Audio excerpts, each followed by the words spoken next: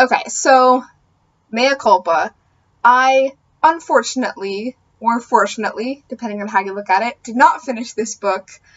I cannot get through the, let me see here, 471 pages. I think I got it to about page 100. I tried so hard, but after I started being able to say the words of the villain's speech along with him, I got kind of annoyed. Also, it's just so obviously a Tolkien ripoff. I mean, there's a brooch that turns you invisible, and then there's, like, mind speech with animals. This is a book obviously written for the Crazy Horse Girl, like Mercedes Lackey books, but there's only one horse in this so far, so page 92, so not even page 100. I'm very sorry about that.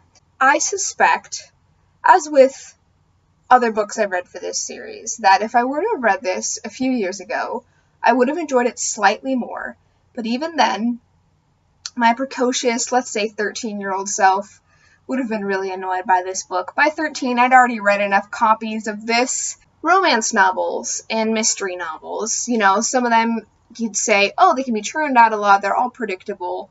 But fantasy has that too. There are a lot of the same tropes, especially when it's just a Lord of the Rings ripoff. I guess I better start out with the plot. So we open with a villain POV. It's the gray one. And he's trying to break a wall, so good for him, I guess. And he is using magic, and magic hasn't been used in this world in a while, and then we cut to this young woman named Kerrigan Galadhion, that's G''Ladhion. Put a pin in the apostrophes in names, we'll get back to that one. And she's been kicked out of school for beating up another student, and on the way, about 5 pages in, she crosses paths with a green rider who's a messenger for the kingdom, who has been shot in the back, and he falls off his horse and makes her swear by king and country or whatever to deliver this very important message to the king. And the horse, who's literally called the capital T, horse, capital H, kind of knows where to go, so he takes her on this mission, and Kerrigan, or Kari, I don't know. Along the way, she meets this really badass captain who has one eye, who tries to capture her, and he's super cool. But she is able to avoid capture by activating her invisibility brooch. And then she falls off her horse and falls unconscious, and she meets Tom Bombadil, the Barry sisters, who take her in. They inexplicably have this enormous house in the middle of the woods that their dad built. They give her food and lodging and clothing, and they're like, okay, go have fun. And I don't know if they come up again, or if they're significant at all. So, that was a nice diversion, I guess. And then she gets captured by a giant spider, and then we get more villain POV. But it's a different villain, and he turns out he's like he gives us a very nice 3-page exposition of what's going on with him. I've highlighted here, okay, so exposition starts here, ends right here. There's no dialogue, there's just info dump. It's like, this could have been worked in and some cool, like, world building through, admittedly, probably clunky dialogue based on what else we've heard, but no. Just all like, hey, here's the politics of this kingdom that's going on right now. And also, in a stunning turn of events that no one could have predicted, he turns out to be the dad of the guy that Carrie beat up earlier. He wants to take the country back over because the good king that's in charge right now is too good. And he's working with the Grey One, capital G, capital O, Grey One, who's tearing down the wall. And that's his motivation, pretty much. And then, the most disappointing part of this book to me, he calls in the badass one-eyed captain and totally makes him, like, this know-nothing, like, incompetent-looking guy. And it's like, that was the coolest character of the entire book. He was menacing, he had one eye, I'm always into that. He was really cool. And then this Lord dude is just like, oh, you're so stupid. It's like, no, he was great, and you just made him look stupid for no good reason. So we have 3 villains, and one of them's the overvillain, one of them's the undervillain, and then one of them's the, like, sub-undervillain. And the sub-undervillain was the coolest one. At that point, I just kind of turned it off. I wanted to get into this, so one of the reasons I would have liked this book so much is that it's a European fantasy, calling out my younger self, and present-day self, of course, which is evidenced by the fact that everyone's eating bread and cheese all over the place. I can't eat cheese anymore because I'm lactose intolerant, but when I was, like, 13, let's say, bread and cheese books were my shit. It's the Bread and Cheese Saga, Part 1, Green Rider, because holy shit, is there a lot of sleeping on the ground and eating bread and cheese in this book?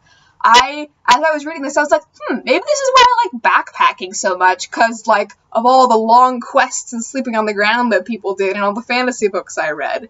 I wish authors, I mean, we're getting better at this, but, like, the European-derived fantasy is just so boring. And I was hiking through the woods the other day with my mom, and it was just gorgeous. I think books that were set in that kind of world would be a lot more interesting if they were actually described, but I think the authors just kind of assume that you know what it looks like, and that it just becomes just like generic fantasy woodland TM. But even within a national park, there are so many very different biomes. I mean, you've got alpine, you've got riverside, you've got deep woods, and lots of climbing, and they just make it so boring and pedestrian. I feel like you're taking the easiest route, and you're not even utilizing it. So, coming back, we're unpinning apostrophes and names. I'm gonna go back to Terry Pratchett, because that's just gonna happen a lot in these reviews. I have a Terry Pratchett mind, because I've just read all his books multiple times, and I love them. In his very first book, The Color of Magic, he literally has this extended scene where there are these dragon riders with exclamation points in their names. Now, he's making fun of Anne McCaffrey, but still, this came out in 1999, and you can't even be arsed to avoid the most obvious fantasy trope, which is apostrophes in names. Almost every single person in this book has an apostrophe in their name. That's not British. If you're going to use non-British names, then you should at least have some, like, non-European locales and people of color, because there's a white girl on the cover, folks. White as shit right there. And her name is Kerrigan Galadhion with an apostrophe. I don't even know how the fuck you're supposed to pronounce that. It's useless. And it doesn't even have that much bearing on the plot, but it takes you right out, because I keep thinking of, like, Cedra from The Color of Magic and all her clan that has, like, exclamation points in their names. Whew. It's getting hot in here. I don't even have anything else to say. I think this review is going to be really short, because I'm just so exasperated with this book, and I hope that the rest of this series is not predicted by this book, in that I'm going to be fed up with a lot of other books for similar reasons. Now, that's not just a thing that, like, women write, obviously.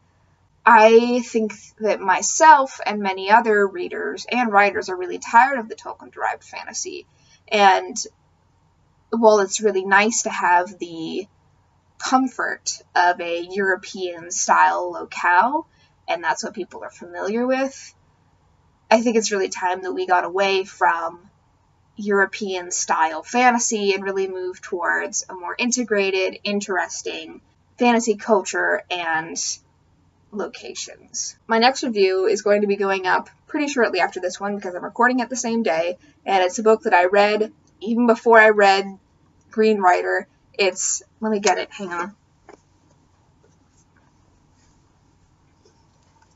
Dating with Dragons by Patricia C. Reed.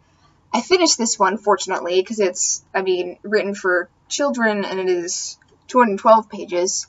I will also be doing this review shortly, so look forward to that one, and I will see you all later.